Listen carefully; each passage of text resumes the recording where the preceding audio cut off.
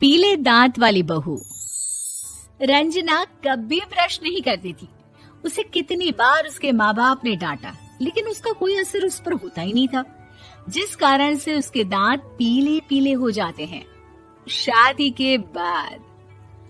अरे बहू, वैसे तो तुझ में कोई कमी नहीं है, पर तेरे दांत इतने पीले कैसे हैं बेटा? कैसे मतलब? कोई सर्जरी थोड़ी ना कराई है। वो तो क्या नाम, मैं ब्रश नहीं करती थी तो पीले हो गए। अब क्या करूं? आप कहे तो लाल करवा लूं या फिर काले? यार ये क्या है, क्यों माँ से लड़ रही हो? लड़ रही हूँ? अरे मैं लड़ रही हूँ या ये बोल रही है कि दांत पीले हैं, पीले। अरे तपस्या थोड़ी ना की है इन्हें पीले करने के लिए। बकायदा ब्रश नहीं किया है 20 साल तक, तब जाकर। छी, कैसी बात कर रही हो? ये उस वक्त तो पीले नहीं थे जब हम लोग तुम्हें देखने आए थे। अरे तब साफ करवा लिया होगा डेंटिस्ट के पास जाकर। अब देखो कैसे पीले पीले लग रहे हैं। रंजना सास की तरफ गुस्से से देखती है। फिर शुरू हो गई पीले पीले पीले। अरे पीले तो तब भी थे जब मेरे हाथ का रसगुल्ला उड़ा उड़ा कर खा रही थी और बोल रही थी, लड़की नहीं गुणों का खजाना दे रहे भाई साहब आप। खैर, अब वो लोग करते भी तो क्या करते, पीले दांत वाली बहू पल्ले पड़ी थी तो झेलना तो था ही। एक दिन कीर्तन में रंजना गाना गा रही थी। अरे कमला बहन, माँ का द्वार है, यहाँ तो सब शुद्ध होकर आते हैं, फिर अपनी बहू को ब्रश भी नहीं करवाती तुम। दूर से पीले पीले दांत भक्ति में बाधा उत्पन्न कर रहे हैं। अरे कोई 2 साल के बच्चे थोड़ी ना लेकर आई हूँ मैं बहू बनाकर। अच्छी खासी लड़की है, अरे कैसे करवाऊं ब्रश? ये तो उसे खुद करना चाहिए ना। अब माँ बाप तो इसके जैसे तैसे निपटा दिए, ये नहीं सोचा कि सास कैसे संभालेगी। सास बहू को लेकर घर आ जाती है, लेकिन सोच लेती है कि अब इसे लेकर कहीं नहीं जाएगी। अगले रोज बहू कहती है, अरे क्या हो गया, मंदिर नहीं जाना क्या? कीर्तन का वक्त हो रहा है। मेरी मधुर वाणी से कान्हा जी जागते हैं और सोते हैं। आप तो जानती है ना उनकी भक्ति में कितना मन लगता है मेरा। वो क्या है ना, तबीयत ठीक नहीं लग रही है मेरी, आराम करूंगी मैं। तबीयत ठीक नहीं लग रही?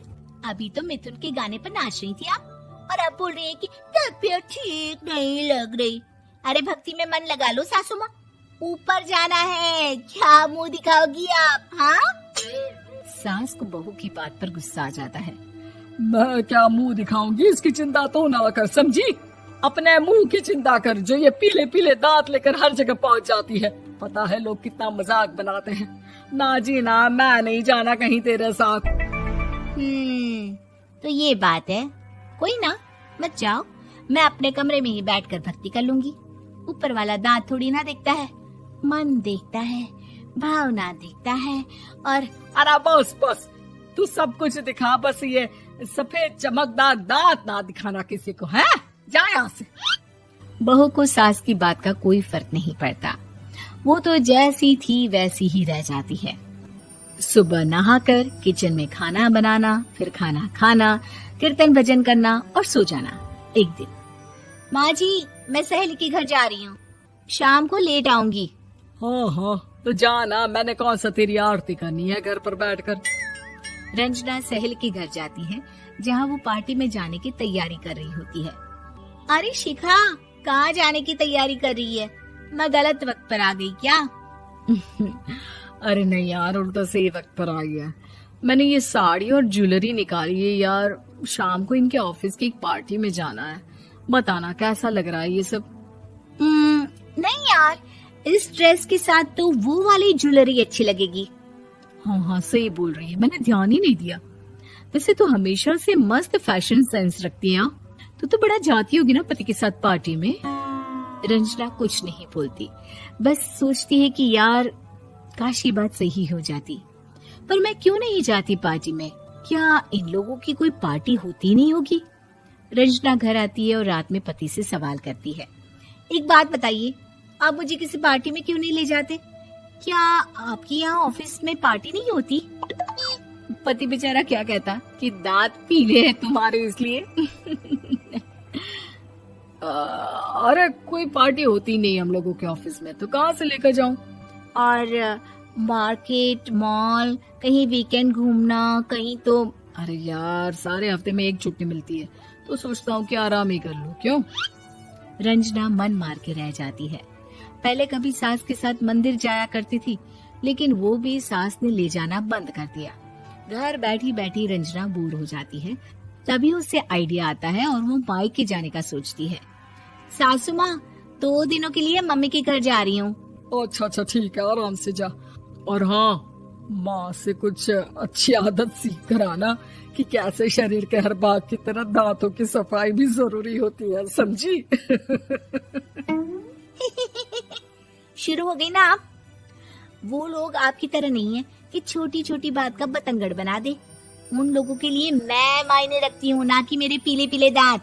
रंजना माँ को बिना बताए उन लोगों को सरप्राइज देती है, लेकिन जैसे ही वो दरवाजे पर पहुँचती है, अंदर देखती है कि घर वाले कहीं जा रहे होते हैं। अब माँ, काश रंजना दीदी के दांतों वाली प्रॉब्लम नहीं होती, तो वो भी हम लोगों के साथ चलती ना बुआ जी की बेटी की शादी में। हाँ बेटा, लेकिन अब उसे कौन समझाए कि उसको उसके पीले दांत नहीं दिखते, लेकिन उसके आसपास के लोगों को कितना एम्बैरेसिंग फील कराते हैं। मुझे तो कितनी बार उसके स्कूल की टीचर ने शिकायत की कि उसके साथ कोई लड़की बैठना भी नहीं चाहती, और ना ही कॉलेज में कोई उससे बात करना चाहता था। लेकिन पता नहीं क्यों उसे ये बात समझ में ही नहीं आती। कोई कमी नहीं है उस लड़की में, बस यही कि दांत पीले हैं। वो तो भला हो जीजाजी और उनकी माँ का, जो दीदी को जैसी है वैसे ही रखा हुआ है। रंजना को अपने घर वालों की बात सुनकर बहुत दुख होता है। वो सोचती है कि वो क्या करे, लेकिन फिर वो सीधा डेंटिस्ट के पास जाती है, अपने दांत चमकाती है और कसम खाती है कि वो रोज ब्रश करेगी। अरे क्या हो गया? तुम तो 2 दिनों के लिए गई थी ना, पर कोई ना, अच्छा है, चलो आ गई तो।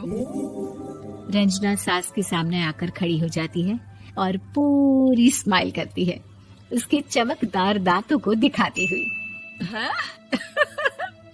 चले मंदिर।